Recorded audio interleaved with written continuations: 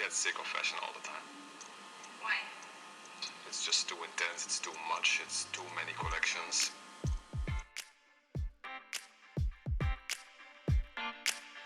Historia y moda es un recorrido por la historia de nuestra cultura, el arte, la economía, la política y los roles de género, teniendo la moda como hilo conductor. Este es un viaje para los curiosos, los apasionados, los detractores y todos los que quieran conocer el origen de los grandes sucesos y las pequeñas cosas que han tejido nuestra sociedad. Somos Diana y Ceci y te acompañaremos en este apasionante viaje. Bienvenido, comenzamos. Hola a todas y todos, gracias por estar con nosotras en este nuevo episodio. La semana pasada hablamos de la gabardina como tecnología militar, pero también mencionamos que se usó en la expedición británica Discovery en 1901. Pues bien, en este episodio les vamos a decir qué es lo que tienen que ponerse para conquistar la Antártida, el Polo Sur y mejor aún el Everest. Vamos a ver cómo el outfit equivocado les ha costado la vida a miles de exploradores, pues para que a ustedes no les pase en caso de que quieran ir de vacaciones por allá. Ha sucedido lo peor. Escribió Robert Falcon Scott en su cuaderno el martes 16 de enero de 1912. O casi lo peor. El día había comenzado bien. Scott y sus 4 compañeros habían logrado unas respetables 7,5 millas a través de una espesa nieve y temperaturas de 23 grados bajo cero. Habían estado acarreando, esquiando y paseando en trineos tirados por perros en malas condiciones durante 2 meses y medio y más de 1,800 millas.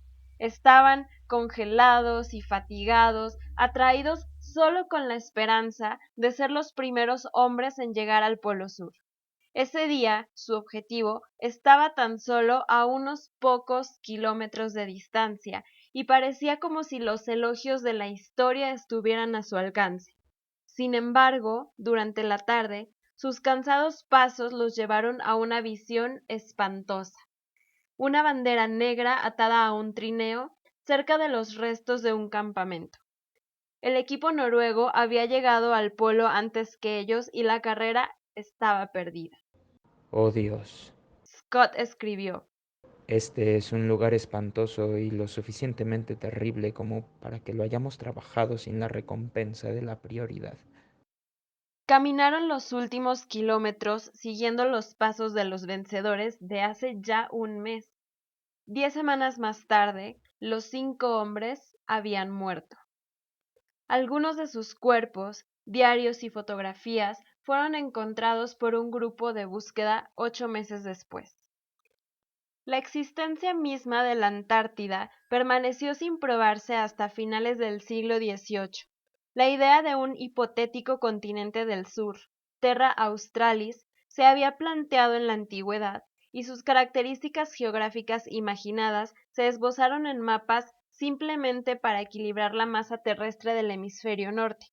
En la era del Imperio, sin embargo, la idea de nuevas extensiones de tierra era demasiado tentadora como para no ser explorada. Una expedición dirigida por James Cook zarpó de Plymouth en el verano de 1772 en 2 barcos llamados Resolution y Adventure. El 10 de diciembre vio su primera isla de hielo, un iceberg, y el 17 de enero de 1773 el Resolution se convirtió en el primer barco que se sabe que ha hundido su proa a través del Círculo Antártico, una hazaña que lograría 2 veces más antes de regresar a casa. Aunque los 2 barcos habían sido equipados con los últimos equipos para hacer frente a condiciones meteorológicas extremas, los hombres a bordo no lo estaban. A medida que el barco avanzaba hacia el sur, hacía tanto frío que toda la tripulación parecía estar en peligro. Alrededor de la época en que se vio el primer iceberg, Cook hizo que las mangas de sus chaquetas, que eran tan cortas que dejaban al descubierto sus brazos, se alargaran con un tapete de lana gruesa e hizo una gorra para cada hombre del mismo material. Una vez que se estableció la existencia de una masa de tierra al sur, Su llamada, como una sirena, sonó en los oídos de los exploradores ambiciosos de todo el mundo. El destino de la expedición británica Terranova es uno de los más trágicos en las tristes memorias de aventuras condenadas. Muchos han culpado al mal desempeño de Scott y sus compañeros en relación con los noruegos a su elección de ropa. Desde este punto de vista, los británicos habrían subestimado fatalmente las demandas del clima antártico, pero esto no es del todo cierto. Scott estaba consciente de la importancia vital de la ropa y el equipo. Había dirigido una expedición anterior, el Discovery, de 1901 a 1904, y fue el primero en admitir que se habían cometido errores. Comida, ropa, todo estaba mal. Escribió a su regreso. Todo el sistema estaba mal. Él estaba determinado a no repetir sus errores. Entonces enfrentó el asunto de forma metódica, usando a sus hombres como cerdos de Guinea en las fases más tempranas de la expedición, poniendo a cada uno en una diferente proporción de grasas y carbohidratos, variando su ropa para ver cuál tenía mejor desempeño y pesándolos antes y después de viajes cortos para asegurarse de que no habían perdido mucho peso. Él remarcó la importancia de que cada hombre aprendiera las habilidades de cuidar y mejorar su propia vestimenta. Cada minuto invertido en mantener su equipo seco y libre de nieve sería bien recompensado. Para el domingo 3 de septiembre de 1911, se sintió confiado de que su equipo era el mejor preparado para el propósito. Como todos los exploradores de la era heroica, un periodo que duró desde finales del siglo XIX hasta la década de 1920, la expedición Terranova era dependiente de las fibras naturales, lana, algodón, seda y de las pieles. De hecho, los equipos británicos y noruegos tenían mucha ropa en común. Ambos llevaban chalecos y calzoncillos largos de lana, así como capas de suéteres, camisas y pantalones de pana para contener múltiples capas aislantes de aire. Incluso algunas de las marcas eran las mismas. Wolseley, un fabricante británico de lana, abasteció a los dos equipos con su ropa interior de lana patentada antiencogimiento, guantes y calcetas.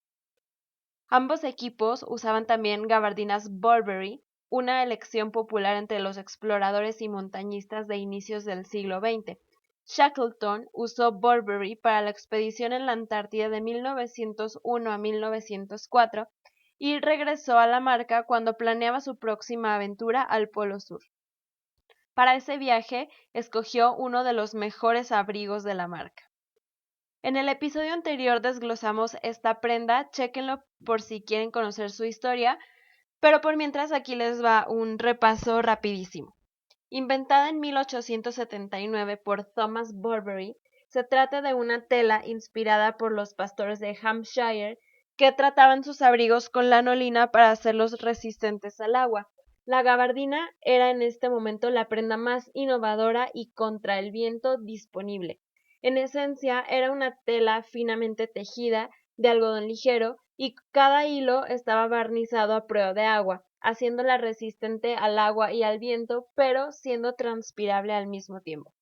Aún así, si llovía constantemente o si la nieve se derretía, el agua se podía filtrar a través del tejido hasta las capas de lana de abajo, y pues esto era tanto un problema que muchos alpinistas consideraron esencial llevar paraguas.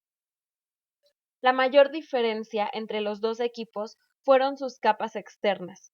Los británicos se basaron exclusivamente en pantalones y abrigos de tela de gabardina, mientras que los noruegos remataron con parcas y pantalones de piel de renos o focas. Amundsen, del equipo noruego, había recogido este estilo de ropa para el clima frío de los Netsilik Inuits mientras se encontraba en el Ártico años atrás y escribió que cualquier expedición sin ella estaría inadecuadamente equipada. Pero también dependía de los trineos tirados por perros, de modo que durante la mayor parte de cada día el equipo de 5 hombres estaría sentado. Esto significaba que se enfriarían más rápido, pero que el enorme peso del traje de piel no importaba mucho, no sería un problema. Para el equipo británico, el uso de otras formas de transporte más intensivas en mano de obra y quienes en su mayor parte arrastraron sus trineos ellos mismos, las pieles habrían tenido serios inconvenientes. Todas las pieles son demasiado impermeables. Escribió Edward Wilson, quien acompañó a Ernest Shackleton y Robert Scott en la expedición Discovery. Y en lugar de permitir la evaporación libre de la humedad del cuerpo, lo recogen y absorben todo, y se vuelven pesados y húmedos cuando se congelan. Es una regla de oro evitar lo que no sea lana en la medida de lo posible. Scott evidentemente estuvo de acuerdo. Durante muchos años después de su muerte, el estatus de Scott como héroe trágico no fue cuestionado y se hicieron pocas preguntas sobre las causas del desastre que se sobrepuso a su partido polar.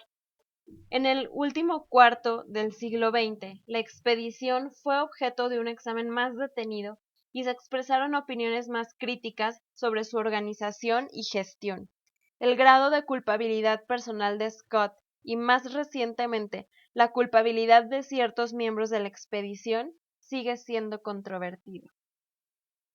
El 1 de mayo de 1999 se encontró un cuerpo en lo alto de la cara norte del Everest. En sí mismo, esto no era inusual. La montaña más alta del mundo se ha cobrado la vida de más de 200 montañistas en el último siglo. La mayoría yace donde cayeron, enterrados bajo la nieve o bajo montículos de piedra apilados si tienen suerte, o exhibidos de manera prominente como esculturas espeluznantes en caminos cada vez más concurridos. Yacía boca abajo, con la cabeza cuesta arriba, en un montón de piedras a 26.760 pies. El fuerte viento había arrancado las capas de tela de la parte posterior del cuerpo, y el sol y el tiempo habían gastado y blanqueado la carne expuesta tan blanca como la nieve circundante. Fue una de sus botas la que dio al equipo de rescatistas una pista de la edad del cuerpo. Las botas de clavos no se habían usado mucho después de la segunda mitad de 1939 y ningún alpinista que ellos supieran había muerto tan alto entre 1924 y 1938. Los rastros de las botas y ropa hecha jirones, hecha de fibras naturales, dieron paso a la confirmación de la identidad cuando Tab Richards, un montañista americano, guiado por las delgadas capas de tela aún intacta en el cuello, encontró una etiqueta bien cosida al cuello de una camisa: G. Lig. Ma. El último hombre en ver a George Mallory vivo 7 décadas antes y vivo para contar la historia fue Noel Odell, un colega montañista. Él escribió en su regreso con orgullo y tal vez con un poco de envidia que el 4 de junio de 1924 Mallory y su compañero de 22 años Andrew Sandy Irving escalaron del campo 3 al 4 en solo 2 horas y media, exigiéndose a sí mismos y a su novedoso equipo de oxígeno al límite en preparación para el asalto final a la cumbre. A pesar de que las condiciones del clima no eran claras, prometían ser perfectas para su escalada a la cima el día 8. Su último avistamiento de la pareja fue a las 12:50 de la tarde, el día de su apuesta por ser los primeros hombres en escalar el Everest. Noel estaba muy por debajo de ellos, escalando un poco por su cuenta, cuando hubo una ruptura en la nube. Vi toda la cresta de la cima y el último pico del Everest al descubierto. Noté a lo lejos, en una pendiente de nieve que conducía al último escalón, un objeto diminuto que se movía y se acercaba al escalón de roca. Le siguió un segundo objeto, y luego el primero subió a la parte superior del escalón. Mientras observaba atentamente esta dramática aparición, la escena se envolvió en una nube. Odell pasó años preguntándose si Mallory e Irving habían alcanzado en esas horas finales la cima del Everest. El intento de 1924 fue el tercero de Mallory y a los 37 sintió que probablemente sería el último. Para hacer frente al frío extremo, la temperatura más baja registrada en la cumbre es de menos 41 grados centígrados, los escaladores utilizaron lo mejor que creían que estaba disponible. Esto significaba capa tras capa de ropa de fibras naturales, seda y lana tejida a mano. Fotografías del equipo de Mallory en lo alto del Himalaya en 1924 los muestran envueltos en batas o chaquetas de tweed con botones complicados que abultan sobre gruesas bufandas de lana, pantalones Jagger y una excéntrica variedad de sombreros, de los cuales ninguno cubría las frágiles puntas de las orejas. Llevaban guantes de punto de canelé hasta los codos, calcetines gruesos hasta la rodilla y botas con clavos. Entre más alto se iba, más aumentaba el número de capas. Por los restos encontrados en su cuerpo, sabemos que para el ascenso final Mallory usó ropa interior de algodón y seda, una camisa de franela, un suéter café de manga larga y un chaleco de lana tejido con cariño por su esposa Ruth. Sobre su ropa interior, Mallory vestía una chaqueta de Burberry y pantalones bombachos hechos de una gabardina verde lustrada y relativamente liviana. Es difícil determinar qué hizo con su atuendo. Se le inculcó el ideal heroico y en sus escritos se dedicó más a paisajes impresionantes y sus sentimientos por su esposa e hijos que a su propia condición física. Pero quizás esta descripción de su compañero de equipo, Edward Norton, dé una impresión. El clima era ideal, con muy poco viento. Aún así, enfundado en 2 trajes de ropa cortavientos y 2 suéteres, me pareció muy frío. Sentado al sol, temblaba tanto que una vez pensé que tenía fiebre.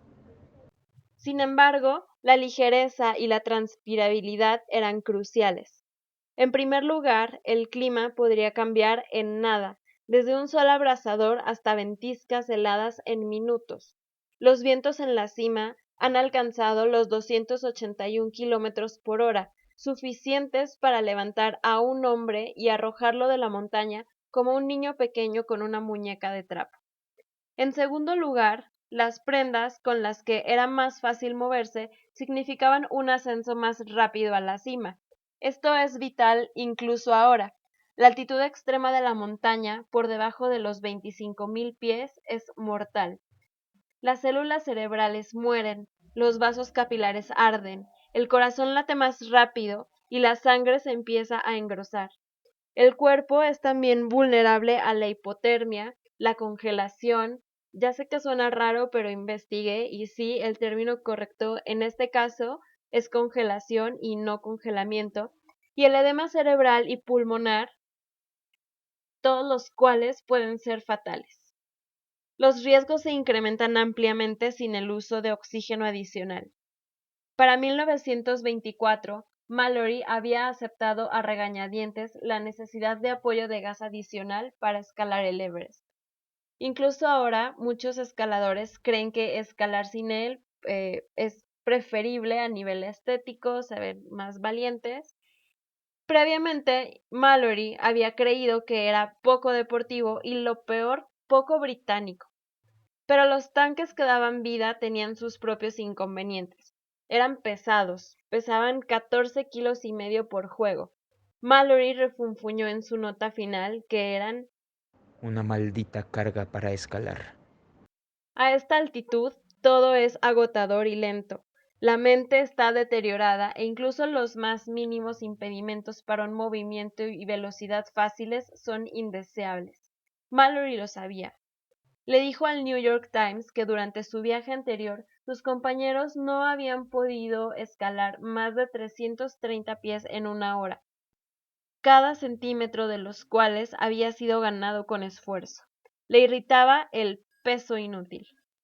En la nota final de Mallory a Noel Odell, le dijo que planeaba llevarse solo 2 cilindros de oxígeno al campo 6 para la escalada final, como una concesión a su deseo de velocidad. Su ropa reflejaba su estrategia relámpago. La chaqueta Burberry, caracterizada por una manga pivot patentada, específicamente diseñada para dar un amplio rango de movimiento, sin desplazar las preciosas bolsas de aire caliente atrapadas entre las capas debajo. y, a pesar de que usó muchas capas, todas eran ligeras. Estarían perfectamente calientes en lo alto de la montaña cuando se estuviera activo, pero no durarían mucho tiempo así si el alpinista tuviera que quedarse quieto. Si Odell tenía razón y una tormenta sopló al principio de la tarde, la ropa de Mallory, junto con un hambre abrasadora de patriotismo, heroísmo y sangre fría, fueron su ruina. Paul Larsen, quien utilizó ropa del periodo para una recreación del primer desgarrador viaje de 800 millas náuticas de Antártida al sur de la isla de Georgia que hizo Shackleton en 1916, encontró que su capa exterior estilo Burberry era lo suficientemente a prueba de viento, pero no tanto a prueba de agua. Una vez que las fibras naturales se mojan, se vuelven drásticamente menos aislantes, significativamente más pesadas y difíciles de secar. La miseria física de la ropa inadecuada se filtra de los relatos de los exploradores. Tal vez los problemas más persistentes y frustrantes fueron causados por tanto esfuerzo físico. Pisar a través de la nieve, escalar y hacer trekking, los exploradores estaban empapados en ella. El problema es el sudor y la respiración. Nunca antes me había dado cuenta de cuánto desperdicio sale del cuerpo a través de los poros de la piel. Y todo este sudor, en vez de pasar a través de los poros de la lana de nuestra ropa y gradualmente secarnos, se congelaba y acumulaba. Esto no solo resultó en que se formara hielo entre las capas de la ropa, soldando las bufandas a las caras y las calcetas a los pies, y reduciendo todavía más el aislamiento de las prendas, sino que también las prendas y objetos podían convertirse en esculturas de hielo inutilizables. Más tarde recuerda un incidente cuando salió de su tienda de campaña en ropa todavía mojada del ejercicio del día anterior. Una vez afuera, levanté mi cabeza para ver alrededor y no la pude mover de regreso. Mi ropa se congeló tan pronto me paré, tal vez en 15 segundos. Desde entonces todos nos cuidamos de no agacharnos en una posición de tracción antes de quedarnos congelados. Edmund Hillary pasó las primeras horas de la mañana de su victoriosa ascensión al Everest en 1953 descongelando sus botas. Estaban congeladas y las cociné en la estufa hasta que estuvieron lo suficientemente suaves como para tirar de ellas. Recordó más tarde. Llevábamos todas las prendas que teníamos. Sin embargo, su ropa era relativamente moderna y estaba hecha de materiales sintéticos. La ropa de lana de los primeros exploradores era muy absorbente y se secaba lentamente, especialmente cuando era demasiado ajustada. En una corta expedición al cabo Crozier en julio de 1911, el compañero de Scott, Wilson, escribió con desesperación que Con toda esta ropa mojada y congelada y rígida, se vuelve difícil moverse con la agilidad habitual y cualquier escalada por cuerdas o grietas se hace extremadamente difícil. las capas de ropa, sin importar de qué están hechas, son estorbosas y difíciles para el movimiento cuando se sufren los primeros efectos de hipotermia o enfermedad por altitud. Graham Holland, quien hizo pruebas replicando las prendas de Mallory a la altitud del Everest, encontró que los botones de su traje eran tan difíciles de manipular que sugirió que el escalador se dejó los botones abiertos todo el tiempo. Test de laboratorio hechos con estas réplicas descubrieron que el equipo de Scott era tan voluptuoso y rígido que habrían necesitado una enorme cantidad de energía para moverse. Durante una representación de la carrera en la Antártida, 4 miembros del equipo perdieron el 12 y el 25% de su peso corporal, predominantemente masa muscular. Los cuerpos de Scott y sus compañeros se estuvieron consumiendo a ellos mismos en un esfuerzo por reponer la energía que estaban gastando en transportar su ropa a través de la nieve hacia el polo y permanecer calientes. Si la ropa falla al grado de que la temperatura de partes del cuerpo cae hasta el congelamiento, los efectos son dramáticos. La congelación es causada cuando cristales de hielo se forman en la piel y la carne. Los primeros suelen ser las puntas de las orejas y la nariz, dedos, manos, dedos de los pies y genitales masculinos. El entumecimiento es el primer síntoma. Luego la piel palidece y se mancha en forma de cristales de hielo. El área afectada empieza a sentirse al tacto como madera y si el área es lo suficientemente grande, la sangre se empieza a coagular. Aunque la piel puede descongelarse y en casos leves la piel muerta, muda y se renueva, casos más serios significan amputación incluso el día de hoy. Trágicamente, se había descubierto una solución antes de las expediciones de Mallory y Scott, pero tal vez porque parecía decididamente poco heroica, había sido rechazada. Aunque el plumón de patos y gansos se había utilizado durante mucho tiempo en enaguas y ropa de cama acolchadas, nadie había pensado en usarlas para la ropa para el clima frío hasta que George Finch se hizo un traje con su propio diseño que consistía en un abrigo forrado de edredón, pantalones y guanteletes cubiertos con tela acolchada. Finch, australiano, fue ridiculizado por el Snob Club alpino y sus contemporáneos se negaron a adoptar el estilo, incluso cuando resultó ser mucho más cálido que su propio equipo. Finch se mantuvo firme, enfatizando la necesidad de ropa especial por encima de esta altitud en un artículo del Alpine Journal de 1923. Desde que aquellos primeros escaladores titubeantes, revestidos de seda y lana, trazaron rutas hacia el Everest en los años 20, decenas de miles han alcanzado el campo base y solo menos de 7,000 escaladores han alcanzado el pico que le costó la vida a Mallory e Irving en 1924. El costo de un permiso para los extranjeros es de $11,000 y algunos pagan hasta 90,000 a firmas que los van a ayudar a alcanzar este objetivo. El Everest es ahora una industria. El gobierno recaba más de 3 millones de libras anualmente en permisos de escalada. 5 toneladas de basura han sido removidas en una limpieza que duró 6 años. Cifras similares se tienen en la Antártida. Expertos y aficionados compiten por récords cada vez más alocados. La primera persona en andar en bici en el Polo Sur, la primera mujer india en esquiar ahí, etc. La posibilidad de que más personas alcancen esas áreas se debe en parte al gran avance en telas disponibles y adecuadas. Los montañistas y exploradores, por los últimos 50 años, han dependido enormemente en sintéticos no disponibles para Mallory y Scott.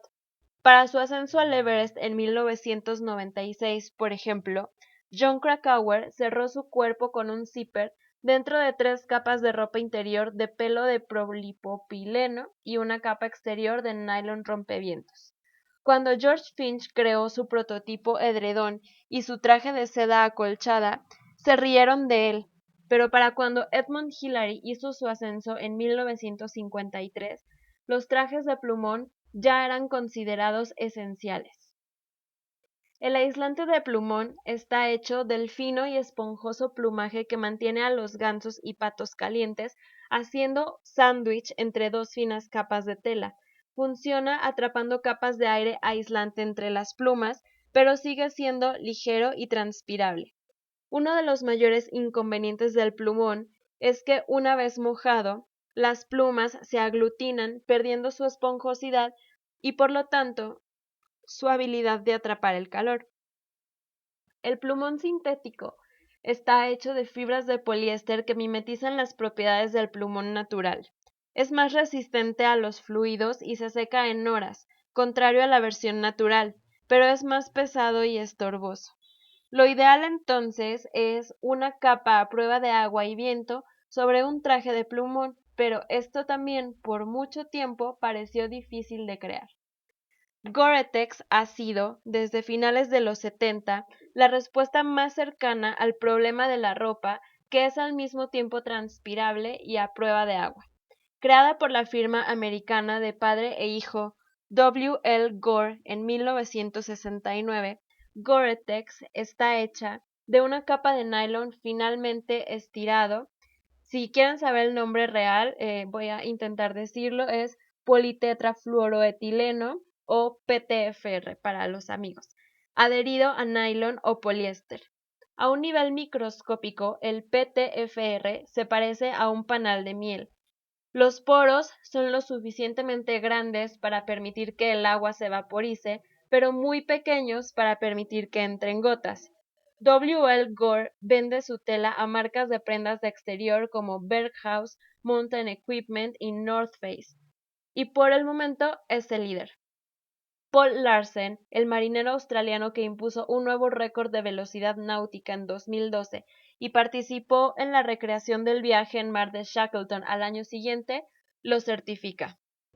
La ropa moderna Dijo de la última experiencia: hubiera hecho del viaje un pan comido. Gore-Tex, sin embargo, también tiene sus desventajas. Como todos los sintéticos, puede ser un poco lento en permitir que el sudor se evapore, un problema para aquellos que hacen esfuerzos físicos y no quieren escurrir y por lo tanto comprometer sus capas de base. Para condiciones más secas o cuando la transpirabilidad es esencial, se recomienda fuertemente buscar una alternativa. Tal vez el único lugar donde las fibras naturales todavía se prefieren en los ambientes más hostiles del mundo es junto a la piel, pero incluso esta concesión fue difícil de ganar. Aunque aún en los 50 era común usarlas, para mediados de los 60 los sintéticos habían conquistado el mercado. Mientras que en 1953 las capas de Edmund Hillary todavía incluían una camisa de lana, ropa interior y un jersey de lana Shetland, en la década de 1990 esto parecía tan anticuado que resultaba excéntrico e incluso peligroso. El terciopelo sintético, defendido por marcas como Helly Hansen y Patagonia, se estaba convirtiendo en la norma. Sin embargo, las dos últimas décadas han experimentado una reversión. Icebreaker, una marca de Nueva Zelanda, fue fundada en 1995 específicamente como un antídoto para las fibras sintéticas que en tan solo unas pocas décadas se habían tragado por completo el mercado de la ropa para actividades al aire libre. La firma se especializa en capas base de lana merino y ahora se recomienda en varias listas de equipos del Everest. Esta renovada aceptación de las fibras naturales ha ido en paralelo a una reevaluación de las expediciones de Mallory y Scott. Aunque ambos fueron considerados héroes trágicos por su propia generación, las narrativas dominantes desde entonces han sido menos amables. El legado de Mallory ha llegado a definirse por la indemostrable y especulaciones de que pudo haber sido el primer hombre en llegar a la cima del Everest. Scott también ha caído en desgracia. A menudo ha sido caricaturizado como tonto, mal preparado e ignorante por descartar la ropa de piel preferida por los indígenas. Hoy en día uno continúa preguntándose sobre la posibilidad de que la ropa de piel hecha por los esquimales pueda superar nuestro atuendo civilizado. Esperamos que les haya gustado este episodio. Cada vez vamos abriendo más puertas de este universo de la moda que ha permitido que los seres humanos lleguemos a los confines de la Tierra superando incluso nuestros límites físicos. ¿Ustedes lo intentarían? Gracias por escucharnos, los esperamos la próxima semana con más historia, más moda, más tejidos y tocaremos un poco el tema de los Juegos Olímpicos. Hasta la próxima, chao.